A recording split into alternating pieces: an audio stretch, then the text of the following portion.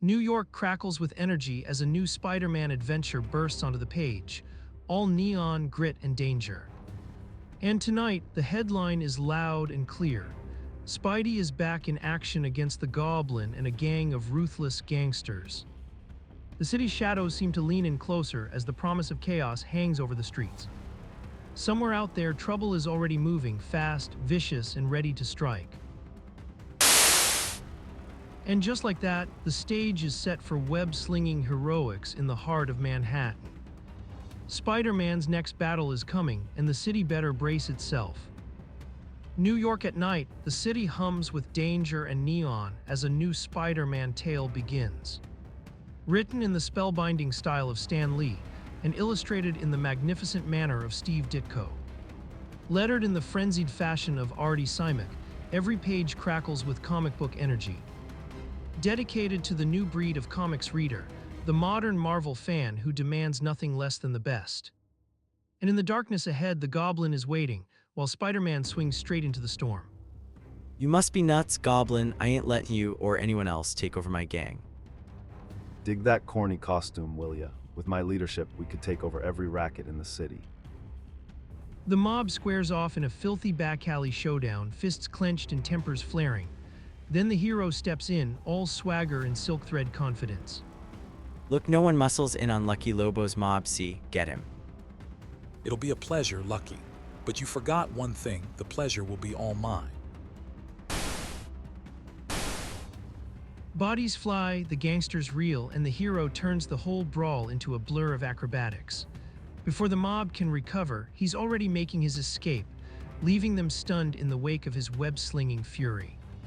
Seconds later, New York still buzzes with danger as the police arrive at Lucky Lobo's office, shadows clinging to every corner. I saw the Goblin fly out of your window, Lucky. What's going on here? Nothing, we're clean, see, we got rid of him.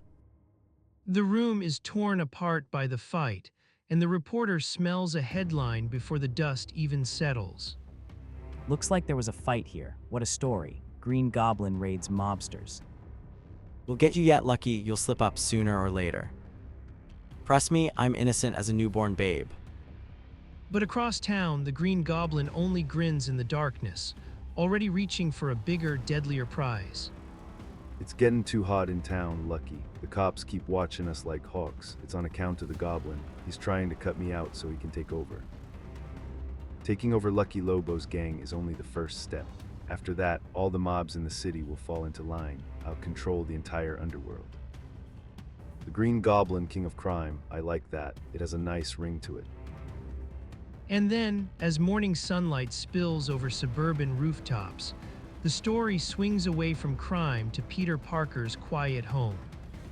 It's Saturday, and for once Peter can sleep late. No alarms, no patrols, just a rare moment of peace. I'm sure glad it's Saturday. It's a pleasure to sleep late. I'll wash up now and then go down for breakfast. The smell of bacon drifts through the house, and Peter plans his secret routine before Aunt May can notice a thing. I can smell the bacon frying. While Aunt May's in the kitchen, I'll slip my Spider-Man duds on under my clothes. I washed my costume last night while she was asleep. It ought to be dry by now. Up in the attic, he keeps his double life hidden away. But in New York, danger never stays quiet for long. New York is already buzzing as morning light cuts through the shadows. Peter Parker has a bigger problem than class, a damp Spider-Man suit that just won't cooperate. Darn it, it's still wet. I'll have to leave it a while. No time for clean laundry in a hero's life. Peter hides the suit away, praying Aunt May never notices. It should be safe there. Aunt May hardly ever comes up here, and even if she does, it's hidden in the shadows. Good morning, Peter, dear. Oh, you're dressed to go out. Yes, Aunt May, I'm going to the library to do some studying. I don't want to miss out on that science scholarship for State U. Remember, Peter, I don't like you staying out too late. If you'll be delayed, be sure to call me, not like last time. Sure, Aunt May, don't worry. On the streets of New York, Peter grabs a newspaper and catches a headline that makes him stop cold. The Green Goblin is back, and the city is already whispering. What gives is he trying to become a hero? Curiosity pulls him toward the Daily Bugle, where the city's loudest newsroom is already in chaos. And at Betty Brandt's desk, an unexpected letter and an even more unexpected face hint that trouble is closing in fast. Betty's not at her desk. Boy, Jonah Jameson sure has everyone jumping today. Is that man talking to Jonah? I've seen him before. Sure, I guess I'm just soft-hearted. You mean you'll let me have a job here again, as a reporter? Peter's instincts tingle as the pieces start to shift. In a city full of secrets, one familiar name can mean the start of a whole new storm. New York hums with late-day tension as Peter pieces together a name from the past. Frederick Foswell, the big man, out of jail and back in the game. Because I believe in forgiveness, charity, and brotherly love. And besides, it'll be good for my public relations. But Peter knows better. Jameson's grin is as friendly as a rattlesnake, and the Daily Bugle office crackles with nerves. What are you doing here, Parker? Did you bring me any exclusive photos, or are you just wasting my time? Betty, hey, how about a movie tonight? Sorry, Peter. I'll probably have to work late because of our extra editions about the Green Goblin. Peter's heart sinks as he realizes Betty never mentioned Ned's letter, and a tiny omission suddenly feels like a hidden danger. Okay, Bet, I'll check with you later. As Peter leaves the building, a new shadow steps into the light, one that sets his spider sense of suspicion tingling. Why no, I guess I must lead a rather dull life, Peter. New York at night hums with danger, and Spiderman has caught a scent of the city's darkest old crimes. Foswell, the big man, may be stirring again. But the wall crawler ducks into a nearby alley and hits a cruel snag. His costume is still home, drying. A hero trapped in street clothes, with an entire criminal conspiracy slipping through his fingers. Meanwhile, in the safety of a dry costume, the Green Goblin wastes no time. A traitor has brought him what he needs, the proof to ruin his enemies and seize the mob. I got here as soon as I could. Do you have it? Yeah, Lucky doesn't suspect a thing. I'd be kaput if he knew I was double-crossing him. Here's a complete list of the dough he made from the joints he owns. If the Income Tax Bureau ever sees this, they'll jail him for life. Just what I want. When I take over his mob, I'll remember your services, my friend. And across town, in the plush Midtown Business Executives Club, another trap is already closing. Jonah Jameson is about to receive news that could shake the city to its core. I'm sorry to interrupt, Mr. Jameson, but one of your employees is here to see you. He says it's most important, sir. All right, don't just stand there. Tell him I'll be right out. New York buzzes with menace and ambition, the city glittering while secrets move through its shadows. In a world of crooked deals and louder egos, one false step can set the whole town on fire. How dare you disturb me here, Foswell? I thought you'd want to see this right away, Mr. Jameson. I got it from a stoolie, a complete list of Lucky Lobo's secret finances. I did this to prove to you that I'm on the up and up now. This info is enough to put Lucky out of circulation for good. Quick, let me see it. Good work, Foswell. A scoop like this will put my paper on the map and cement my reputation as a crusading, public-spirited citizen. A short time later, at police headquarters, the paperwork becomes a weapon and the evidence hits like a thunderclap. Justice is suddenly moving fast, and Jameson intends to ride it all the way to glory. This information you've given us about Lucky Lobo is just what we need to bring him to trial. You've been a great help, Mr. Jameson. If the mayor decides to give me a citation at City Hall, I'll try to be my usual modest self. I wouldn't want people to think my successes are going to my head. I just did what any brave, upstanding citizen would do, gentlemen. And then back to Peter Parker again. His costume is finally dry, clean, and ready for action.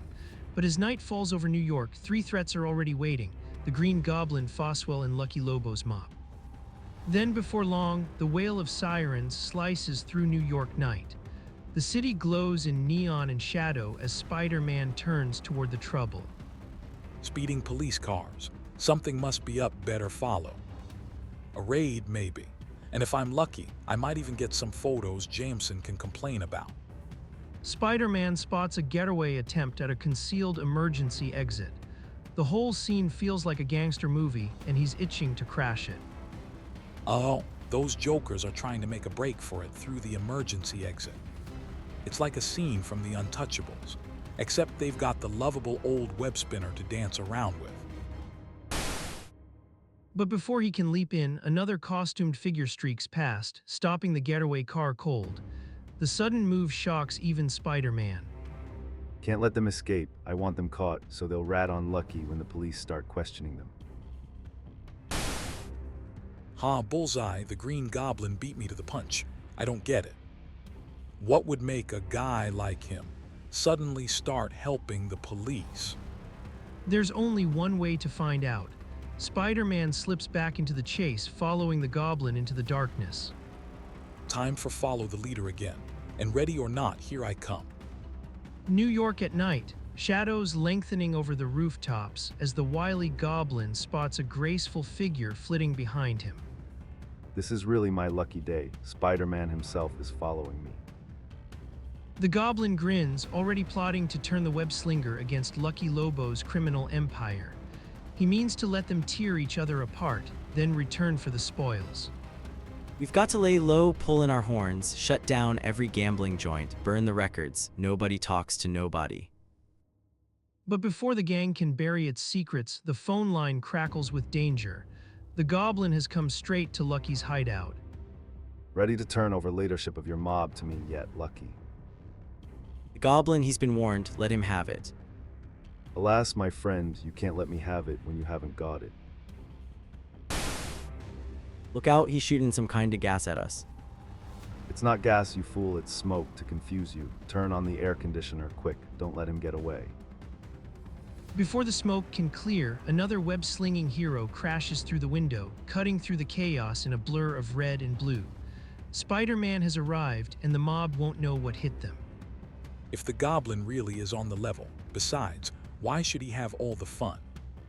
Look, somebody else just swung in through the window. Oh no, it's Spider-Man.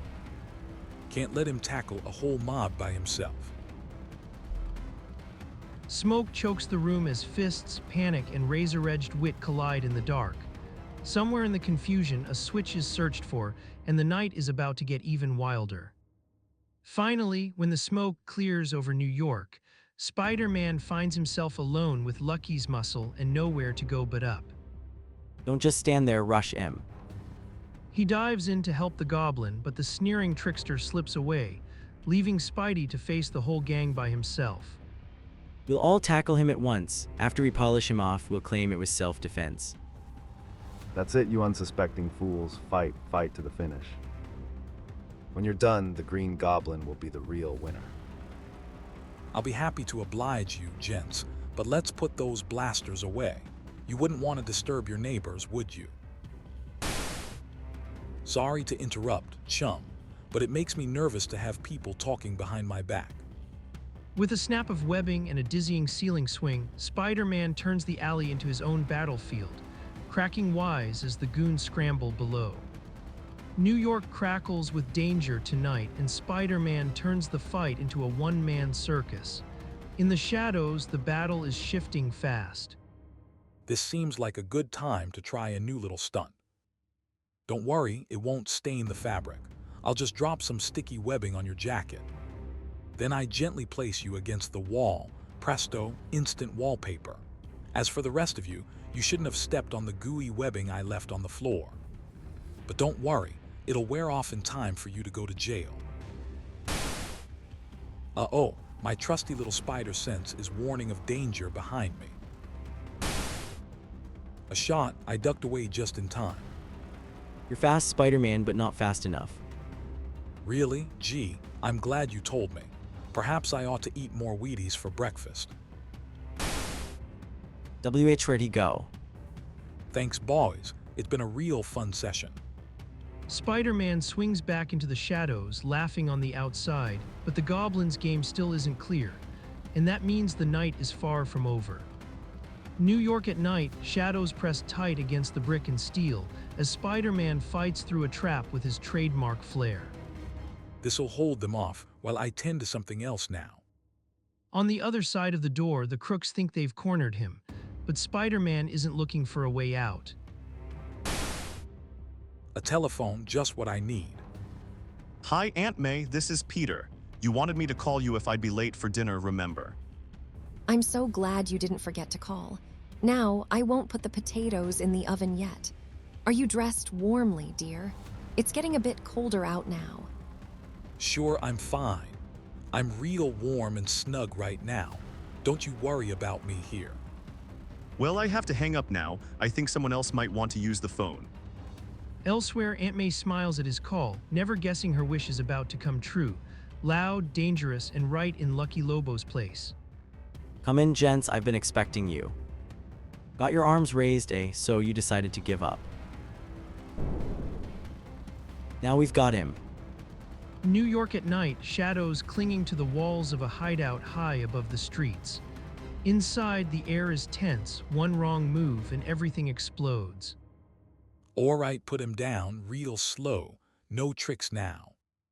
The web-slinger has rigged the ceiling in secret, and now the trap is ready to spring. The criminals don't even know they're standing under their own doom. What are we waiting for? Nobody outside can hear any shots from in here. Hey, what's going on? Something's fallen on us, look out. It was a trap. He had his webbing over us on the ceiling. Duck, don't let it stick to you. Too late. Here's the twist. Your buddies are stuck and I'm still in the clear. Stay back, Spider-Man. You're warning me. That's like Mickey Mouse warning King Kong. Wait, stop, don't, let's make a deal.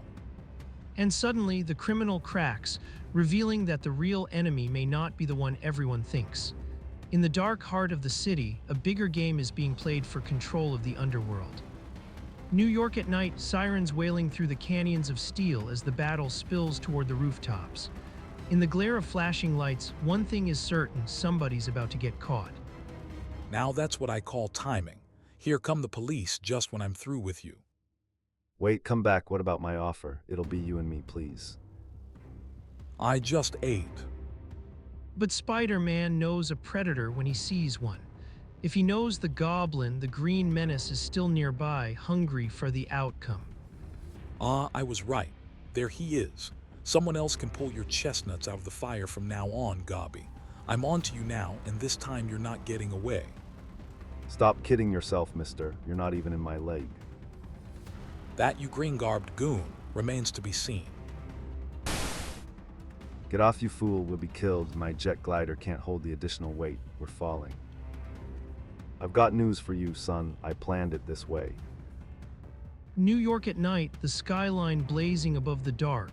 Inside a shattered skyscraper, Spider-Man is trapped beneath a skylight, with danger closing in fast. I just wanted to get you down through the skylight before you managed to escape me. And now? I'll hop off and give you a chance to save yourself, but don't count on taking any long trips, funny man. I won't, unless it's to visit you at the hospital, which is where you'll be after one of these little concussion bombs finds their mark. But Spider-Man has speed, strength, and that impossible sixth sense, a combination no villain can pin down for long. You shouldn't have warned me, Gobby, or have you already noticed that? Blast you, you talk so much, you get me all confused. Us economy-sized Spider-Men don't make easy targets. How about that? I've got a new weapon I didn't even know about, my spider speech. Huh, didn't think I could maneuver out of your path so fast, did you? Now that you mention it, I hadn't given it much thought. New York at night, the city crackling with danger as shadow and steel collide above the streets. High above the skyline, Spider-Man faces a nightmare in green. After today, you'll never again interfere in any of my plans. Why did you decide to go straight? No, I decided to finish you for good. Well, you won't do it that way. Boy, the way you go around wasting those little bombs of yours, you must get them wholesale. Here, let me do the honors for a while. Good, I was hoping you'd do that. The Green Goblin strikes back, a vicious grin hidden beneath his mask as the battle teeters over the city below. Spider-Man's webbing whips through the air, but the trap is already closing. You made the biggest mistake of your life when you decided to battle the Green Goblin again. I've always wanted to trap you with your own overrated webbing. Boy, and you said I gab a lot. I think you're trying to beat me by talking me to death. The web snaps tight, the night shudders, and Spider-Man is left staring down the goblin's deadly grin. But in a city this wild, one wrong move can turn victory into disaster. New York at night blazes beneath the skyline, where danger clings to the rooftops and every shadow feels alive. Here, this'll stop you from. Blast it, if only you'd stay still long enough for one of my little trinkets to hit you. I don't know your real identity, Gobby, but I know one thing. You sure aren't an ex-big league baseball pitcher. No one will ever know my true identity until I choose to reveal it. The goblin has burned through his tricks, and Spider-Man senses the opening, a desperate escape against a relentless pursuit. This is my chance, I'll. Farewell, my earthbound friend. We'll meet again another day. This day isn't over yet, mister. One do-or-die leap might still get me to him. Up now. I'll ricochet against that building, and if my luck holds out. Oh no, I'm all out of web fluid. The goblin still streaks ahead through the dark, and Spider-Man's last chance is slipping away. He's still after me. What does he do, walk on air? Nice try, my foolhardy friend, but you forgot that I can always apply an extra burst of speed to my jet glider. Missed, and no fluid left to make an emergency shoot for me. With the city rushing up below him and the goblin still on his tail, Spider-Man is left hanging between gravity and disaster. New York at night blazes below as Spider-Man lashes through the skyline, every swing a desperate gamble against the dark. If I can just grab that billboard light, I'll. It's too thin. It snapped off, but it broke my fall enough to let me swing around that flagpole, and now. He whips through the air with barely a heartbeat to spare, threading the gap between steel and sky. If I time this right, I'll be able to spin myself right around it and up to the roof. Ollie, ooh, I gave it too much oomph. I'm overshooting the mark. Ooh, oh boy, a guy's gotta be a mental case to volunteer for this kind of work. Meanwhile, the Green Goblin reaches his hideout minutes later, his grin fading into a snarl of impatience. That Spider-Man has more lives than a cat, but I'll get him sooner or later. Right now, I've got to find out if Lucky Lobo has been caught yet. With him out of the way, I'll have no trouble taking over his gang. Then the hourly news flashes across the city, and the Goblin's master plan starts to crumble. In one of the biggest hauls of the year, the police have arrested the entire Lucky Lobo gang, acting on an anonymous tip. The entire gang, then it was all a waste. I was too successful. If the whole gang is in jail, I have nothing to take over. I'm no better off than I was. Meanwhile, New York hums under a veil of night, and Spider-Man's last battle fades into the skyline. Peter Parker slips back into the city's rhythm, but trouble is never far behind. Nothing more I can do as Spider-Man for a while. I'd better change back to Peter Parker again. And maybe I should give Aunt May another ring. I still want to stop by Jameson's office before heading home. Busy signal, I guess she's talking to a neighbor. Well, I'll call later. At the office of J. Jonah Jameson, Peter catches a conversation that freezes him in place. One name, Lucky Lobo, suddenly feels connected to something far more dangerous. Your information was helpful to the police, Foswell. It looks as though Lucky Lobo will be behind bars for a long, long time. Just wanted you to know. I'm glad, Mr. Jameson. Peter's mind races as the pieces lock together. If Foswell tipped off the police and the Goblin wanted Lucky out of the way, the web of secrets may be closer than ever to Spider-Man's own mask. Foswell's a lot smarter than he seems. He might be a threat to my secret Spider-Man identity if he ever suspected those Spider-Man photos I sell to Jonah are really taken by Spidey. I'd better be extra careful from now on. Then Jameson spots Peter and unleashes his usual thunder, barking through the office like a man at war with bad news. Peter stammers, while Betty watches the tension build between them. Oh, are you here again? It's about time you brought me some photos, Parker. I don't keep you around because I like your looks. Do you have any for me? No, Mr. Jameson. I've been kind of busy lately. The goblins flying all over town. Lucky Lobo and his mob were just caught and are awaiting trial. It's been the biggest week for crime news in months, but you're too busy to take any pictures. Too bad you disappointed him about those pictures, Peter. Well, lots of people disappoint other people, Batty. What do you mean by that? Oh, nothing, skip it. I never looked at it that way before. New York hums with restless energy, but inside the Daily Bugle, tempers flare and the pressure never lets up. Miss Brandt, have you nothing better to do than talk to that has-been photographer? We still have a newspaper to publish around here. Oh, yes, Mr. Jameson. I'll be right there. I've got to go anyway. When will you call me Peter? Soon as I get a chance. Peter slips out into the city's pulse, nerves buzzing as he spots Foswell waiting outside and forces himself to keep moving. At home, the weight of the day finally eases as he calls out to Aunt May, hoping dinner is waiting. I'm home, Aunt May, and I'm hungry as a bear. But the apartment is too quiet at first, and Peter's worry spikes until relief finally arrives with a familiar voice. Hello, Peter dear. Didn't you see my note? I left a TV dinner for you in the refrigerator. Later, alone in his room as evening shadows lengthen over New York, Peter's mind turns dark and uneasy. What's come over me? Why am I so edgy? I have a strange feeling, a feeling of foreboding, like some terrible danger is waiting just around the corner.